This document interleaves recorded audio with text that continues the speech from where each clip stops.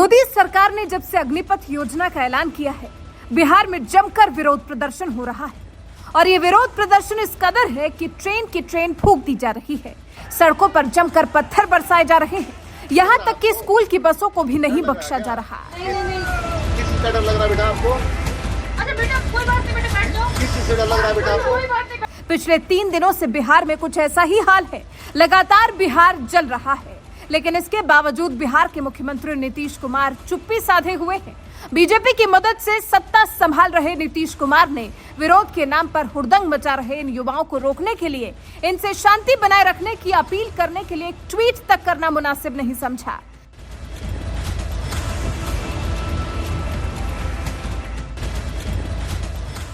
जब उनका Twitter handle खंगाला गया तो गुरुवार को उन्होंने पंचायती राज के लिए चुने गए जनप्रतिनिधियों से जुड़ा ट्वीट जरूर किया, लेकिन उसी गुरुवार को बिहार जलाने पर आमादा हुड़दंगी छात्रों से शांति की अपील करने के लिए नीतीश कुमार ने एक ट्वीट तक नहीं किया।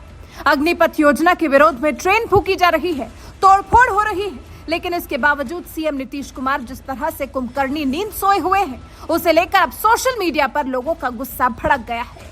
ट्विटर यूजर रवि वर्मा ने लिखा, सुशासन बाबू नीतीश कुमार के डिप्टी सीएम के घर पर हमला बोला गया, 10 से ज्यादा रेलवे स्टेशन तोड़े और फूके गए और नीतीश अंकल सो रहे हैं। बिहार में हो रही हिंसा पर पत्रकार आदित्य मेनन ने लिखा, ऐसा लगता है नीतीश कुमार अग्निवीर के विरोधियों को बीजेपी पर हमला बोलने की अनुमति दे रहे हैं। अंकित मयंक नाम के यूजर ने लिखा, नीतीश कुमार अपना गेम बहुत ही खूबसूरती से खेल रहे हैं और अग्निवीर के विरोधियों को बीजेपी पर हमला बोलने की इजाजत दे रहे हैं। ऋषभ नाम के ट्विटर यूजर ने लिखा, राज्य की कानून व्यवस्था संभालने के मामले में ममता बनर्जी के बाद नीतीश कुमार दूसरे सबसे खराब मुख्यमंत्री हैं। ट्विटर यूजर डीके शर्मा ने तो यहां तक कह दिया कि बिहार में जो भी हिंसा हो रही है वो नीतीश कुमार के समर्थन से हो रही है। पत्रकार शुभंकर मिश्रा ने भी बिहार में हो रही हिंसा पर लिखा, देश में सबसे ज्यादा कोई प्रदेश धधक रहा है तो वो है बिहार। बड़ी हैरानी हो रही है कि बिहार धधक रहा है, लेकिन बिहार के सुशासन बाबू नीतीश कुमार ने अब तक सामने आकर कोई अपील नहीं की है, न ही एनडीए की बाकी राज्यों की तरह अग्निवीरों के लिए नौकरियों में प्राथमिकता का ऐलान किया। पत्रकार उत्कर्ष सिंह ने जलते बिहार को देखकर पूछा, पूरा बिहार जल रहा है, नीतीश कुमार कहाँ है? कम से कम एक बैठक ही कर लीजिए। बिहारी यूथ नाम के ट्विटर हैंडल से लिखा गया, बिहार में नीतीश कुमार की खुली छूट है, जितना आग लगाना है लगाओ। पत्रकार आलोक कुमार ने लिखा, दानापुर में उपद्रवियों ने ट्रेन के अलावा पार्सल और यात्रियों की गाड़ी को भी स्वाहा कर दिया। बिहार धधकता रहा, लेकिन नीतीश कुमार ने सामने आकर कोई अपील जारी नहीं की, न ही उन्होंने अग्निवीरों के लिए नौकरियों में प्राथमिकता का ऐलान किया। जलते बिहार को देखने के बावजूद चुप्पी साधने वाले सीएम नीतीश कुमार के खिलाफ कुछ इसी तरह से लोगों का गुस्सा भड़क रहा है। ऐसा लग रहा है कि कानून व्यवस्था नाम की कोई चीज ही नहीं रह गई है। अग्निपथ योजना के विरोध में जो चाहो सब फूंक दो। इस तरह की हिंसा रोकने के लिए यूपी के मुखिया योगी आदित्यनाथ ने तुरंत ये ऐलान कर दिया कि अग्निवीरों को सेना में 4 साल की नौकरी के बाद यूपी पुलिस और सहयोगी बलों में समायोजित किया जाएगा। तो वहीं हरियाणा के सीएम मनोहर लाल खट्टर ने भी युवाओं को भरोसा दिया है कि अग्निवीरों को सरकारी नौकरियों में प्राथमिकता दी जाएगी। लेकिन बिहार के सीएम नीतीश कुमार ने ऐसा कोई ऐलान नहीं किया जिससे युवाओं का विरोध कुछ कम हो सके, और न ही उन्होंने सोशल मीडिया के जरिए कोई शांति की अपील की। बीजेपी के समर्थन से सरकार चलाने के बावजूद मोदी सरकार की अग्निपथ योजना के खिलाफ हो रहे विरोध प्रदर्शन पर चुप्पी साधे नीतीश कुमार पर आपका क्या कहना है? अपनी राय हमें कमेंट कर जरूर बताएं। साथ ही देश के रक्षा मंत्री राजनाथ सिंह समेत सेना के अफसरों ने अग्निपथ योजना पर क्या कुछ कहा है, आइए आपको सुनाते हैं। केंद्र सरकार द्वारा घोषित की गई अग्निपथ योजना भारत के नौजवानों को देश की रक्षा व्यवस्था से जुड़ने और देश की सेवा करने का एक सुनहरा अवसर देता है। अग्निवीर हूं, यह उनकी ताजिंदगी के लिए पहचान बन जाती है। पिछले 2 साल से सेना में भर्ती की प्रक्रिया न होने के कारण बहुत से नौजवानों को सेना में भर्ती होने का अवसर नहीं मिला, यह सच्चाई है।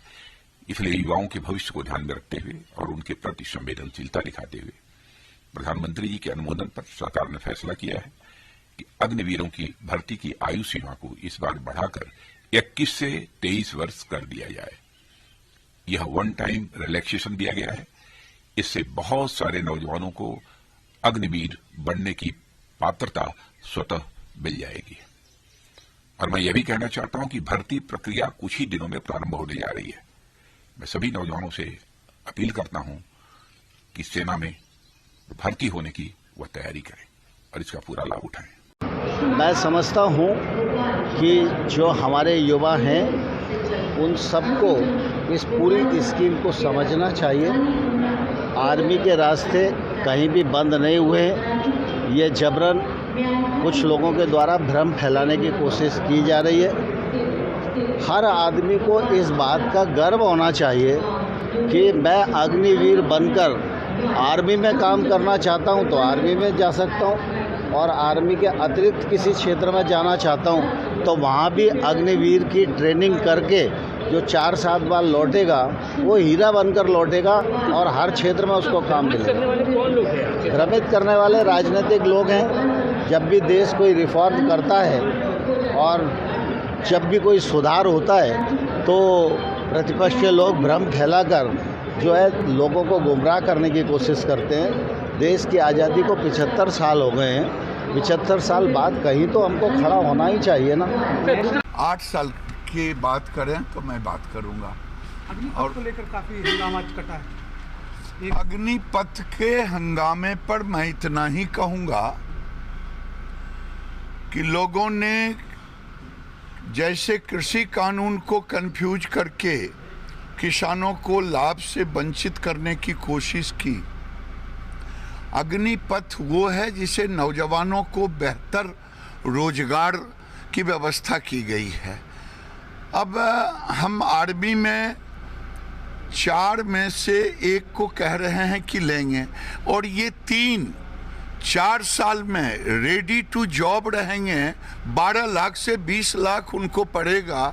गृह मंत्रालय के सारे पैरामिलिट्री राज्यों के दरवाजे, फिर आने वाले समय में फिर उनकी नियुक्ति, यानी एक तरह से स्किल्ड फॉर जॉब हो, रेडी टू जॉब होगा।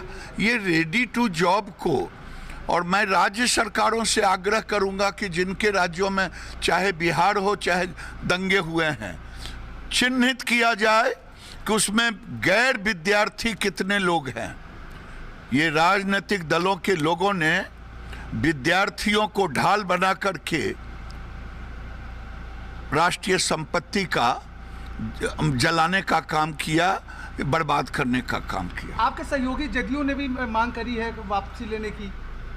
इसे लोग अग्निवीर को समझें, ये बेहतर रोजगार देने की पद्धति व्यवस्था की गई है। कोई बता दे कि 10th पास को 10 लाख से लेके 22 लाख तक का 4 साल और फिर वही रोजगार के, ये एक स्किलिंग की अलग व्यवस्था की गई है। तो जो लोग नहीं समझे हैं वो समझने की कोशिश करें, और जहां आंदोलन हुआ है वहां पहचाने कि गैर विद्यार्थी कौन है।